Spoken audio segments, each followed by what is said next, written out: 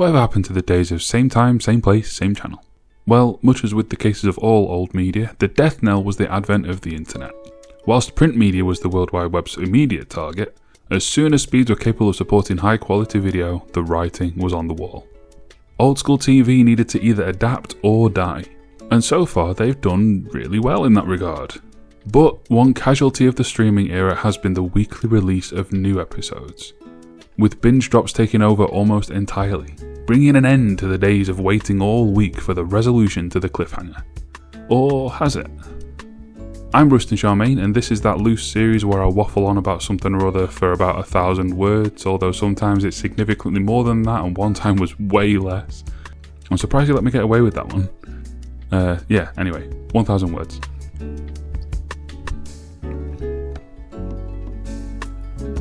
So, is the weekly release dead in the water? No, of course not. At the time of writing, I'm currently planning my Friday evenings around watching the latest episode of Apple's Silo series. But it has to be said that the weekly releases are often bemoaned in the corners of the internet in which creatures like myself are doomed to dwell. Instant gratification is my generation's drug, and we can't be doing with this once per week nonsense. Tell me now, I want to know now. Come on, tell me. So, if we are going to go in a different direction, which directions can we go in? Well, what if we don't need a new one? Why fix what isn't broken, eh? As I mentioned in the intro, I'm currently looking forward to Friday's Silo, a slot in my life that was taken up by From until a few weeks ago. And my Sundays have, for the last few months, been dominated first by Penguin and then by Dune Prophecy. How come those movie spin-offs worked, but the Star Wars ones have been so hit and miss? Mostly miss. Maybe that could be the next video. Anyway, I don't think there's necessarily anything wrong with the classic structure of marking out a time slot and dropping one episode at a time. A cliff isn't worth hanging from without any time to dangle. Leaving those opportunities for writers to keep us guessing is what sparks the flames of speculation that fanbases love to engage in.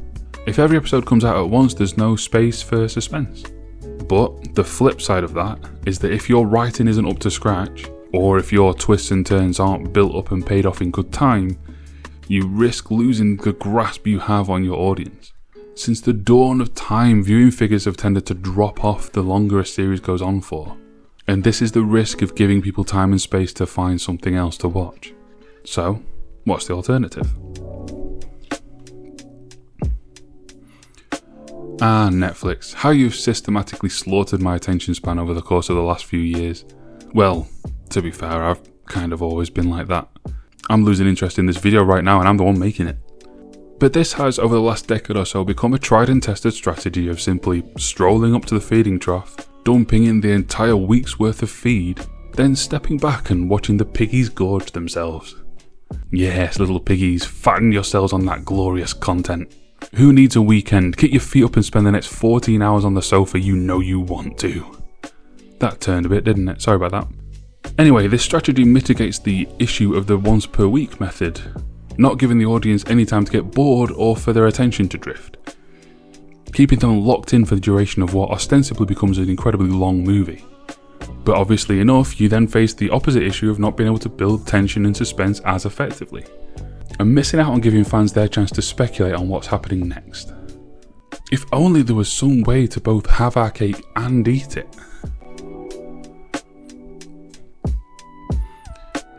At the time of writing, it's not known whether Stranger Things' final act will be split in two, as its penultimate was, but I dare say that it will be. After all, Netflix has done the same thing this month with its other flagship show, Squid Game. I know, next year's season is technically being called Season 3, but it's not, is it? That wasn't a full season, it was the first half of one, and we know it.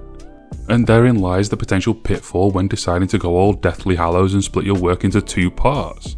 How far apart do you space your dumps? One every morning after a coffee? That was a poo joke for anyone who missed it. Welcome to the channel. Anyway, if you spread them too far apart, you risk people forgetting what happened in the first part, or worse, not caring enough about said opening section to return for its sequel. Release them too close together and you lose the intended effect of having them be spread out in the first place. It's a tightrope with no scientifically marked balancing point. It's a leap of faith. What if, instead, we just kind of do all of these strategies at the same time? Arcane's highly anticipated second season released in 3 chunks. each 3 episodes in length, 1 week apart.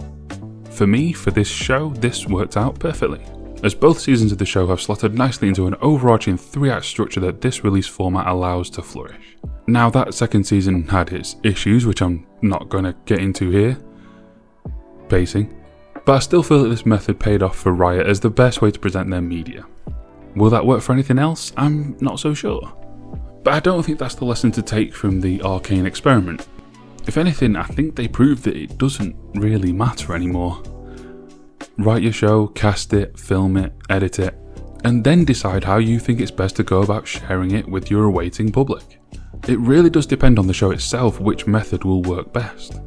So, there you go, an entire video essay, and the conclusion is, I don't know, it depends. Was this entire video a complete waste of time? Join me next time for 1000 more words, probably on Batman and Dune or something. We'll see.